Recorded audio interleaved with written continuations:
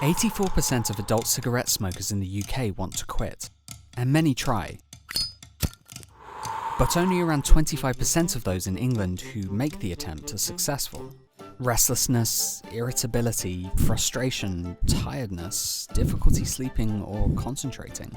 These are just some of the symptoms of nicotine withdrawal that someone on their quit journey might expect, and the temptation to alleviate these symptoms by smoking can be overwhelmingly powerful.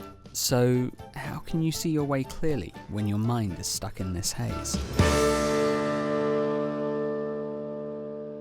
When you smoke a cigarette, you expose yourself to a cocktail of harmful toxins, including tar, lead, carbon monoxide, ammonia, and even cyanide. One other ingredient you expose yourself to is nicotine. Nicotine in the tobacco smoke in and of itself is not particularly harmful to health. It's the nicotine that people who use tobacco smoke eventually become dependent on. Within 10 seconds of being inhaled, the nicotine from a cigarette reaches the brain, where it binds to nicotine receptors in the reward pathway. The reward pathway spans areas of the brain associated with emotional responses, memory, pleasure, attention, and even motor function. And nicotine primes the brain to respond and seek out more and more cigarettes. By targeting some of the 86 billion neurons that make up your brain, the nicotine then attaches itself to small nicotine receptors. And once attached, it kicks off a chain reaction, releasing chemicals throughout your reward pathway, such as dopamine.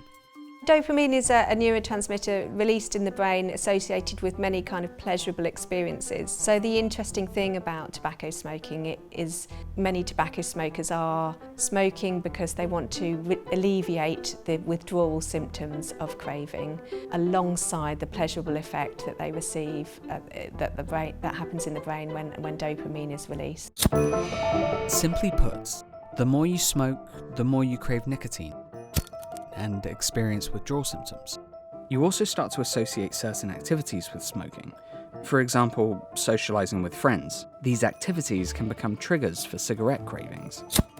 But while nicotine itself might be relatively harmless, the cigarettes you smoke to obtain it certainly aren't. So, what can be done? We do know for people that are trying to quit smoking, doing it cold turkey as it were, the low mood that comes along with that is associated with a drop in dopamine, and that can be incredibly difficult for people to try to overcome, which is why we see that many smokers do not manage to quit smoking if they don't do it with some kind of support to help them do so. In fact, only 3 to 4% of smokers who try to quit without support are still smoke-free after 1 year. This is where nicotine replacement therapy like Nicorette can help. Unlike the instant hit of a cigarette, NRT works by releasing slower and lower amounts of nicotine into your brain in a controlled manner. The nicotine then binds to fewer receptors, helping people manage withdrawal symptoms gradually. Additionally, NRT doesn't contain chemicals such as tar and ammonia found in cigarette smoke, making it far safer and better for your health. The advantages of that slow-acting form of nicotine replacement mean that people can receive a slow and steady dose of nicotine, so they don't experience the kind of peaks of nicotine that a cigarette smoker will get from smoking tobacco, and then the sharp dips that people will get, which mean they've gone into nicotine withdrawal. Studies have shown that with the help of NRT, you are up to 2 times more likely to quit than using willpower alone. Deciding to quit is the first big decision in your quit journey, but with a little assistance, you can find your way through the fog of withdrawal, where it's clear.